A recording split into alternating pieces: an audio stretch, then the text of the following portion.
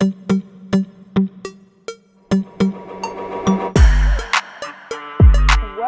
to the Trinidad and Tobago Unified Teachers Association's second edition of A Teacher's Work. As we celebrate World Teachers Day 2022, Tutor has decided once again to recognize the human service of teachers to their students and the communities. One teacher from each educational district will be chosen. This year is especially significant as teachers are facing widespread criticism across all sectors. We encourage you to view and appreciate the plight of teachers, their activities both in and out of the classroom that contribute to the positive development and enhancement of our future generations. Today we have with us visual arts teacher Mr. Nelshan Phillip from the Port of Spain district. Nice. I see that you have been teaching for only 5 years. Yes, I am. So 5 years officially, but I also had one term at Bishop Centenary during my university years. Okay. What inspired you to become a teacher? I knew I wanted to teach since I was in about Form 2 into Form 3. Having a conversation with our then librarian. We would always be there in the library on lunchtimes, playing games and stuff. And she had a conversation with us about different careers and stuff. And she knew I loved art. And she said there were a few careers in art. And she told me about teaching. And since then, it was kind of stuck that that's what I wanted to do.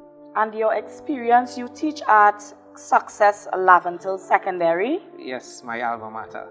So you attended Success Laventil Yes. Secondary as well? Yes. Okay, so did you have a choice in going to that school, or was it It was fate. It definitely was fate. When I applied for teaching, I would have gotten my first call for a school in September, and it was Point Fortin, and I actually turned it down because of the distance, because I myself was not too far from Success. And everyone was like, no, you should have taken the post and everything like that. And then I said, no, I would wait. And then they called again and asked me if I wanted Union Claxton Bay, another far school. And I said no again. They called again. They offered me Cedrus. I turned that down. They offered Eldo. And if the person said yes, then I would have to wait again. So I did turn down that. Didn't get through with that one also. Then they asked for 2 other schools, and then by January the other year, they did in fact tell me that the post that I wanted all the time, which was Success, actually was in fact happening because one of my art teachers was retiring. And I said, yeah. So automatically I got on the board and jumped in there. So you would have replaced one of your former teachers? Yes, I did. Oh. Mr. Williams. So that must have been inspiring. Oh yes. Attending the school and then coming back as a teacher at that very same school. And not only that, but replacing one of your teachers. But I want you to tell me a bit about your experience at Success Laventil. The experience was really eye-opening because, I mean, generations come and go, they change. It's a bit different from when I attended. Now there's a little more of a challenge with the students because of the socioeconomic backgrounds of some of them. Also the influences social media plays on the students. But one thing I like, it's because I am a young teacher. I could relate to some of what they go through and what they experience. So I always tend to give them more than just art in my class. It's about experience and life learning also too. So it's challenging on some days, but it's really nice also to the different experiences you learn with the students. Okay, nice. Was there any time in your life or any experience that you can share with us that might have added to what you now give back to your alma mater?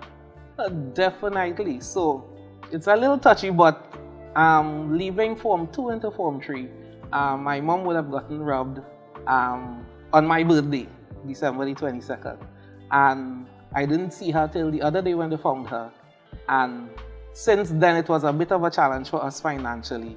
And my two elder sisters had to take up the strain because my mom is originally from St. Vincent. So she would have lost passport and everything like that. So she would have had to go back home, spend some time, and they picked up her jobs during the night and stuff like that for us to be financially prepared for school. When I returned to school, because this was December, in January, my form teacher was one who was really there to support me a lot. So I think that kind of sunk into me that I needed to do this also to give back. Wow, yes. Yeah. What an experience, and you came out better for that. Definitely. I am also seeing here that you are heavily involved in community service. I want you to share a bit, first of all, about what you do in terms of assisting your students. You would have mentioned before that some of the students may have challenges in terms of resources coming from a at-risk area. Yes. So tell me a bit about how you try to support your students in that way. Right, so I heavily support my students, even the ones I do not teach also as well.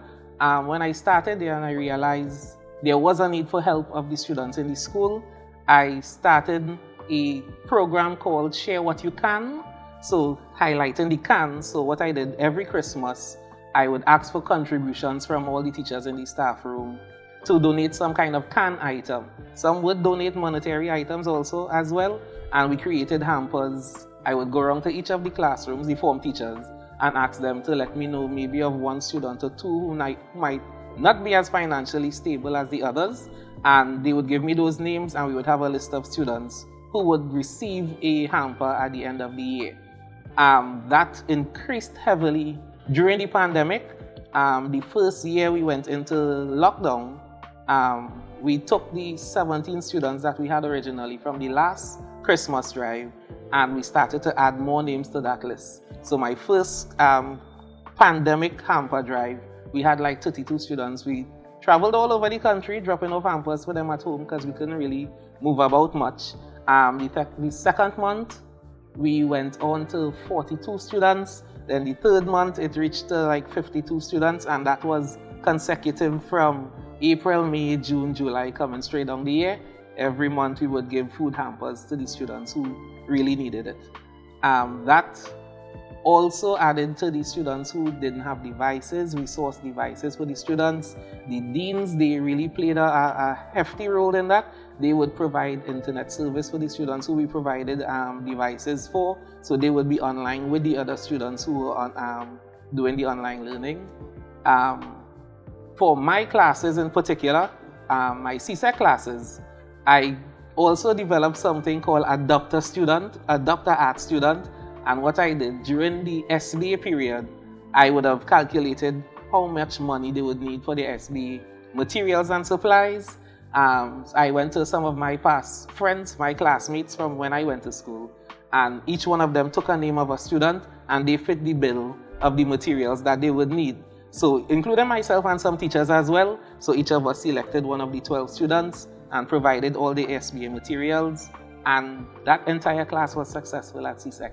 That shows so much commitment on another level. You know, a lot of times the public think that we go to school, we teach students, and at the end of the day, we pack up and we leave until we see the students another day. Having this conversation with you, I am seeing where not just you, but the staff at Success Laventille would have really shown how much they cared for their students. Yes. So apart from teaching during the day, they would have taken out time and money to ensure that those students who needed that kind of support received it. Definitely. And I am sure that Trinidad and Tobago is very thankful for the service that the teachers, not only Mr. Phillips, but the teachers at Success Laventille Secondary. Outside of teaching, I do a lot of community service in different areas, especially with the library. So with NALIS, I've done workshops with the Maloney Library, the Beetham Gardens Library, with the Port of Spain Library and with the Barataria Community Library. I do a lot of workshops with the students in different areas of art so that it could help them outside of just school also too. So one of the areas we heavily focus on is tie-dyeing, because also that's a trend that's coming back now. So we had workshops for kids and also for seniors in the libraries, one-day workshops teaching them about the different dyes they use, the more industrial dyes, the cheaper dyes, the materials that the dyes goes on. Do you assist in any way in terms of helping children get ready for graduation? Of course I do. So for the last few years, I also carry students. We go look for suits. Out of pocket, I would take some, buy a suit for them, buy maybe the undershirt, their shoes, because some of them, they call me Mr. Nice Shoes. So every time graduation comes around, so what kind of shoes I could wear? What could I do with this? And that's how it goes. So I'm always in town running around looking for shoes with students, outfitting them for suits. I even gave some suits that I owned also to some students during the last 2 years. So yeah. Wow, you just continue to give and go all out.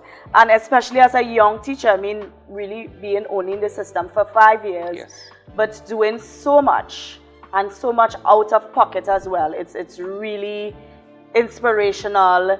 I mean, I am heartened by all that you're sharing with us today. You are also the managing director of Green Gecko TT. Yes. What is that about? So during the pandemic, there comes a time when you are a little stressed at home, and I decided to start small with a few friends, and we would have a painting competition with a few artist friends of mine every week. So everyone would choose one picture each week, and all of us would have started to paint the same picture. It grew into a big challenge. I always love teaching. It always gives you a sense of accomplishment when you see people creating. So I took that and that inspiration and created my own business, which is a sip and paint and art classes company. So I go to different companies with my sip and paint events. They come to me as well also too, and I am starting my own art classes for both children and adults. Excited. I have a little one. She might actually like to get involved in that. Yes. Any other thing that you would want to share with us, Mr. Phillips? In my long list, well, for the last 6 years, I was the demonstrator at the University of West Indies for their visual arts courses, both certificate and degree. As of this semester, I am the part-time lecturer for one of those said courses as well. I am a busybody, so I'm always in some community, some place doing something with the students, giving back. I heavily believe in giving back, as said before. So every time there's something to assist with, I am there helping the students, helping their parents. Yeah, that's me. And we're happy and grateful for that. Another example to show that teachers go beyond their call of duty. Mr. Phillips, we want to thank you for coming out today, for sharing with us some of your achievements, but also how you give back to your community. Keep doing the good work that you're doing. I definitely will. And also continue to inspire your co-workers, because it's not just you, but you have shared that you also encourage them to be part of some of the initiatives that you would have started. Oh, yes. So you'll continue to do that and continue to give back to society. And we know that in the long run, it would benefit society as a whole. So thank you very much and good afternoon. Thank you very much. That brings us to the end of this edition of A Teacher's Worth. Join us soon for another one.